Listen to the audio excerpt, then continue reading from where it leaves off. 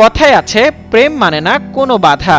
জাত, ধর্মের বিভেদ বা ভৌগোলিক দূরত্ব যাই হোক, প্রেমের কাছে সব তুচ্ছ। আর তাই তো ভালোবাসার মানুষের কাছে ছুটে আসতে বাধা হয়ে দাঁড়াতে পারেনি হাজার মাইলের দূরত্ব। প্রেমের টানে সুদূর চীন থেকে বাংলাদেশে ছুটে এসেছেন এই যুবক।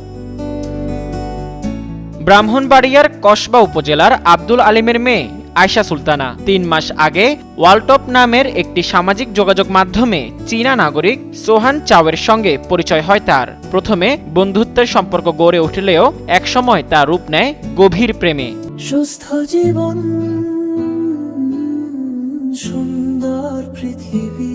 অবশেষে গত ১২ জুন আয়শাকে দেখতে বাংলাদেশে ছুটে আসেন ৩৮ বছর বয়সী এই চীনা যুবক। পরদিন ইসলাম ধর্ম গ্রহণ করে বিয়ে করেন ২১ বছরের আয়শা আক্তারকে। ধর্মান্তরিত হওয়ার পর চাওয়ের নাম রাখা হয় মোহাম্মদ। এখন তিনি অবস্থান করছেন স্ত্রীর গ্রামের বাড়ি কসবায়। আয়শার বাবা জানায়, উভয় পরিবারের সম্মতিতেই বিয়ে হয়েছে তাদের। মেয়ের কাগজপত্র তৈরি হলেই তাকে নিজের দেশে নিয়ে যাবে। ভিসা লাগছে, ছেলে ১ মাসের ইয়াতে আইছিল, ১ মাস সময় শেষ হয়ে গেছে, এখন আবার ভিসা বাড়ানোর লেগে, সময় বাড়ানোর লেগে আবার অ্যাপ্লিকেশন করছে পরে ভিসা সময় বাইরে আইতাছে। বাইরে আইলে তারপরে মেয়ের টিকিট করে সেটা, তারপরে মেয়ের একসাথে লয়ে যাবো। আমি সমর্থন করছি তো, সমর্থন না করলে আমি সই করছি, আমার স্ত্রীও সমর্থন করছে, আমিও সমর্থন করছি।